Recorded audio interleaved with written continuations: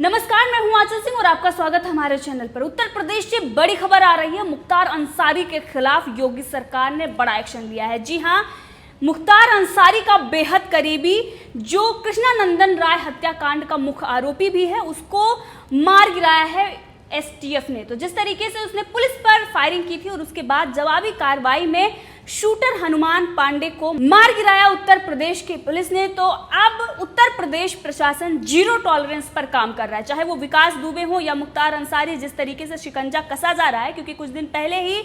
मुख्तार अंसारी के बेहद करीबी हैं जिनकी कुर्की भी की गई, और अब उत्तर प्रदेश प्रशासन इस काम में जुट गया है कि उत्तर प्रदेश को अब अपराध मुक्त करके ही दम लेगा। इससे पहले हमने देखा था योगी आदित्यनाथ ने यह कहा था कि जो अपराधी हैं उनको सुधर जाना चाहिए, अगर वो नहीं सुधर रहे हैं तो उनकी सिर्फ और सिर्फ दो ही जगह है, एक तो जेल और दूसरी ऊपर। इससे उन्होंने साफ संदेश दे दिया था कि अब कोई भी अपराधी नहीं बचेगा। कुछ लोग इसे अब जातिवाद में तोड़ने की कोशिश करेंगे और लोगों को बरगलाने और भड़काने की भी कोशिश करेंगे, क्योंकि विकास दुबे के बाद किस तरीके से राजीव त्यागी जैसे लोग थे जो प्रियंका गांधी वाड्रा के कहने पर किस तरीके से उत्तर प्रदेश में चुनाव नजदीक है और इसको देखते हुए उन्होंने इसे जातिवाद में बदला और किस तरीके से बताया कि ब्राह्मणों पर उत्तर प्रदेश सरकार अत्याचार कर रही है और ब्राह्मण अपराधियों पर ही शिकंजा कसा जा रहा है। लेकिन अपराधी कोई भी हो, उत्तर प्रदेश में वो बक्सा नहीं जाएगा। कांग्रेस की और उत्तर प्रदेश में जो अखिलेश यादव अगर इस तरीके से जातियों को तोड़ेंगे नहीं तो उनका जनाधार नहीं बचेगा, क्योंकि उनको पता है जिस तरीके से काम उत्तर प्रदेश सरकार कर रही है अगला नंबर उनका आने वाला नहीं है। और योगी सरकार जिस तरीके से उत्तर प्रदेश में काम कर रही है, हमने देखा कि पूरे देश में 24% लोग हैं जो ये मानते हैं कि योगी आदित्यनाथ बेस्ट सीएम हैं और सबसे नंबर 1 पे हैं। सभी जो प्रदेश के अन्य प्रदेशों के मुख्यमंत्री हैं सबको पिछाड़ते हुए वो पहले स्थान पर हैं। वहीं उत्तर प्रदेश में 87% लोग ये मानते हैं कि बेस्ट सीएम मुख्यमंत्री योगी आदित्यनाथ हैं। अपराध और अपराधियों के खिलाफ योगी आदित्यनाथ की सरकार जीरो टॉलरेंस पर काम कर रही है और इसी क्रम में लखनऊ में रविवार को उत्तर प्रदेश एसटीएफ की टीम ने वाराणसी एसटीएफ के साथ 1 लाख के इनामी बदमाश हनुमान पांडे उर्फ राकेश को मुठभेड़ में ढेर कर दिया है। गाजीपुर के मोहम्मदाबाद से भाजपा के विधायक कृष्णानंद राय की नवंबर 2005 में हत्या में बसपा विधायक मुख्तार अंसारी सहित 6 लोगों के साथ मुख्य आरोपित रहे राकेश पांडे को मुख्तार अंसारी गैंग का शार्प शूटर माना जाता है और 1 लाख के इनामी को पुलिस ने लखनऊ के सरोजनी नगर में ढेर किया है और इसकी जानकारी भी एसटीएफ के आईजी अमिताभ यश ने दी है। तो जिस तरीके से मुख्तार अंसारी के जो करीबी हैं उन पर शिकंजा कसा जा रहा है और इससे दिखाई दे रहा है कि विकास दुबे के बाद अब मुख्तार अंसारी पर भी उत्तर प्रदेश प्रशासन शिकंजा कस रही है। और जिस तरीके से योगी आदित्यनाथ ने पहले ही चेतावनी दी थी, अब उसी के तहत उत्तर प्रदेश को अपराध मुक्त कराया जा रहा है। तो अब मुख्तार अंसारी हो या उनके भाई, जिस तरीके से उन्होंने आतंक मचा रखा था, अब उन अपराधियों पर नकेल कसी जा रही है। मुख्तार अंसारी के साथ ही हनुमान पांडे को मुन्ना बजरंगी का भी बेहद करीबी माना जाता है और इसका निशाना अगर बात करें तो ये अचूक था। इसके पास AK-47 व AK-56 के साथ ऑटोमेटिक पिस्टल चलाने में ये माहिर था और जिस तरीके से अवैध हथियार ये रखता था और यहाँ तक कि 12 से ज़्यादा केसेस इस पर चल रहे हैं। और वहीं अगर बात करें तो जो इन्होंने भाजपा के विधायक कृष्णानंद रॉय की हत्या की थी उसमें इन्होंने 400 बार फायरिंग की थी और इससे ये दिखाई देता है कि कितने बड़े ये आतंकी थे और ये अपराध की दुनिया में किस तरीके से ऐसे लोगों को आतंकी कहना गलत नहीं होगा, क्योंकि किस तरीके से इन्होंने, और ये ऐसे लोग हैं जो ये दिन दहाड़े किसी को भी मौत के घाट उतार देते थे। लेकिन अब योगी सरकार के राज में ऐसा नहीं होगा और इसीलिए इन लोगों को चुन चुन कर इन पर शिकंजा कसा जा रहा है। मुन्ना बजरंगी की हत्या के बाद ही राकेश पांडे मुख्तार अंसारी के गैंग में शूटर बन गया था। मऊ के कोपागंज निवासी राकेश पांडे के खिलाफ गाजीपुर के साथ ही प्रयागराज तथा भदोही में कई मामले दर्ज हैं। हनुमान पांडे के खिलाफ हत्या के 12 मामले चल रहे हैं और जबकि उन पर 15-16 लोगों की जान लेने का भी आरोप है, यानी कि ये बहुत ही दुर्दांत अपराधी था। और जिस तरीके से 1 लाख का इनाम इस पर था, उत्तर प्रदेश की पुलिस ने बहुत बड़ी कामयाबी हासिल की है। और वहीं पर योगी आदित्यनाथ ने जिस तरीके से प्रशासन व्यवस्था को सख्त कर दिया है और ऐसे अपराधियों पर नकेल कसी जा रही है जिन्होंने, अगर बात करें तो उत्तर प्रदेश में जिन्होंने आतंक मचाया था और अब उन अपराधियों पर उत्तर प्रदेश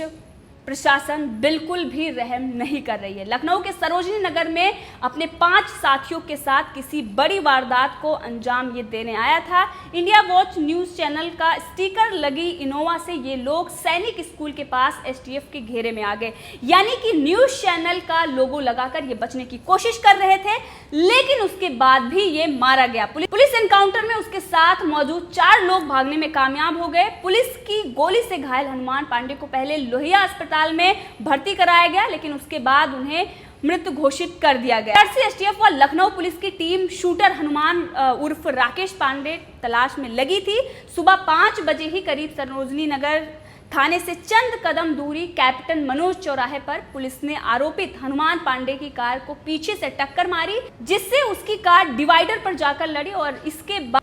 इस कार में शूटर हनुमान पांडे के साथ 4 लोग बैठे हुए थे। कार से निकलकर हनुमान पांडे ने पुलिस की गाड़ी पर ताबड़तोड़ फायरिंग शुरू कर दी और जिसके बाद जवाबी कार्रवाई में पुलिस ने उस पर गोली चला दी, जिसके वो मौके पर ही गिर गया। शूटर हनुमान पांडे के सीने में गोली लगी और आनन फानन में उसे लोहिया अस्पताल ले जाया गया, जहां उसको मृत घोषित कर दिया गया है। तो एनकाउंटर में मारे गए इनामी बदमाश हनुमान उर्फ राकेश पांडे का काफी लंबा आपराधिक इतिहास रहा है। उसके खिलाफ लखनऊ सहित गाजीपुर,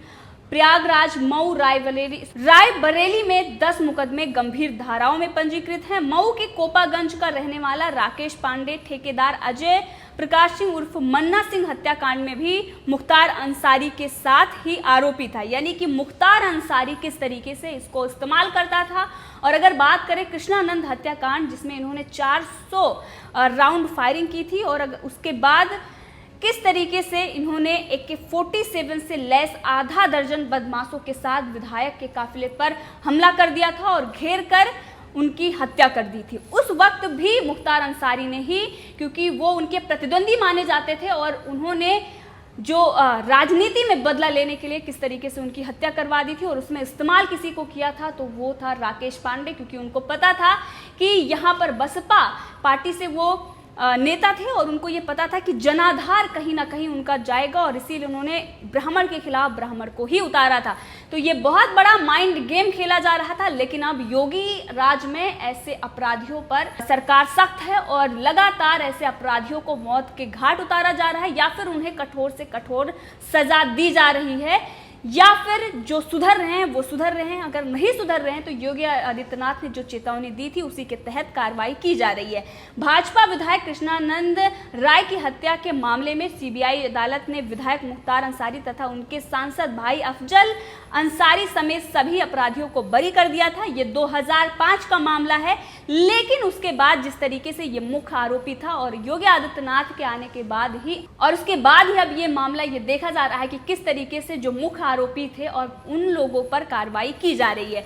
क्योंकि उस वक्त अगर बात करें तो जिस तरीके से गुंडा राज पूरे प्रदेश में था, उसके बाद जो भी सरकारें आई वो गुंडा राज और जंगल राज के लिए ही जानी जाती थी। योगी आदित्यनाथ ऐसे पहले मुख्यमंत्री हैं, इससे पहले कल्याण सिंह ने भी अपराध मुक्त उत्तर प्रदेश का सपना देखा था, लेकिन अगर आज कोई उसको पूरा कर रहा है तो वो योगी आदित्यनाथ हैं। और इसीलिए उत्तर प्रदेश को उत्तम प्रदेश बनाने की जो बात अखिलेश यादव कह रहे थे, खुद तो वो नहीं कर पाए क्योंकि उनके राज में जो जंगल राज था उत्तर प्रदेश में, आज योगी आदित्यनाथ उत्तम प्रदेश बनाने का सपना साकार कर रहे हैं और इसी के तहत वो ऐसे अपराधियों पर भी कार्रवाई कर रहे हैं जो अपराधी अपनी पकड़ और अपने पावर के बल पर वो कुछ भी अपनी मनमानी करते थे। ये जो इनामी बदमाश था ये मुख्तार अंसारी का बेहद करीबी था और इससे पहले हमने जो आपको बताया कि जो मुख्तार अंसारी के जो करीबी हैं, चाहे वो जुगनू वालिया हों या तमाम इनके जो करीबी हैं, उन लोगों पर शिकंजा कसा जा रहा है और योगी आदित्यनाथ की सरकार उन लोगों की संपत्ति की भी कुर्की कर रही है। क्योंकि जिस तरीके से अपराध के दुनिया में ये अपना नाम बना रहे थे, अब योगी आदित्यनाथ ने इन सभी के जो इनकी पावर थी और जिस तरीके से अवैध इनके पास संपत्तियां थी, उन संपत्तियों को भी जब्त कर रही है और इन लोगों पर उचित कार्रवाई भी कर रही है। तो जैसा कि हमने आपको पहले बताया था, विकास दुबे के बाद अब दूसरा अगर टारगेट योगी सरकार का कोई है तो वो मुख्तार अंसारी है। तो अब वो शुरू हो गया है और देखते हैं आखिर मुख्तार अंसारी को आगे क्या होता है, क्योंकि अभी वो जेल में है और बचने की पूरी कोशिश कर रहा था। उत्तर प्रदेश में जिस तरीके से योगी आदित्यनाथ काम कर रहे हैं और इसीलिए वो देश के बेस्ट सीएम हैं और उत्तर प्रदेश की जनता इसीलिए आने वाले चुनाव में भी अगर किसी को चुनेगी तो वो योगी आदित्यनाथ को ही चुनेगी। इस मुद्दे पर आप भी अपनी राय रख सकते हैं, कमेंट करके ज़रूर बताएं। अगर आपने अभी तक चैनल को सब्सक्राइब नहीं किया है तो कर लें ताकि हर अपडेट आप तक पहुंचती रहे।